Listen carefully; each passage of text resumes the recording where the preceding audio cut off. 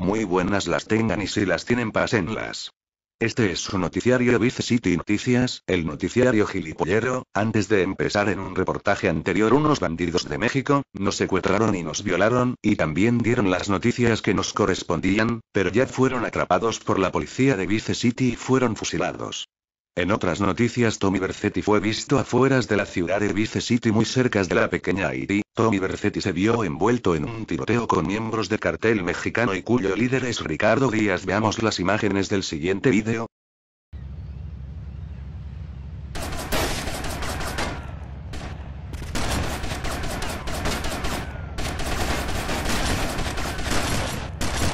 Me dice 1090 North East Cuba International.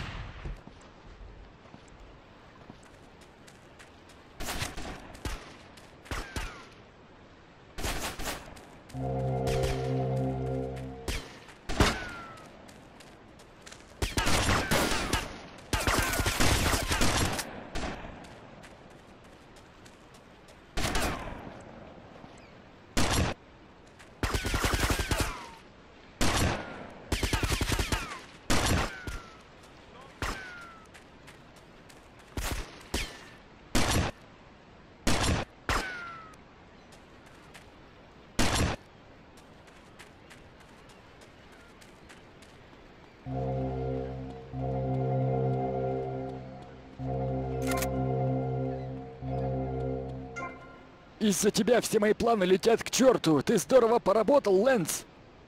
Он убил моего брата. И что мне теперь делать? Оторвать ему голову? Мы должны уничтожить этого чертова Диаса, пока он не уничтожил нас. Ты разбираешься в оружии? Конечно. Думаю, я тоже рад тебя видеть. Убираемся Como отсюда. pudimos ver en el vídeo, Tommy Vercetti se enfrentó solo contra más de 10 hombres fuertemente armados del cartel mexicano. Tommy Vercetti se les enfrentó en un tiroteo para poder rescatar a su amigo Lance, uno de los más buscados por Pakistán, China, y en la chingada México.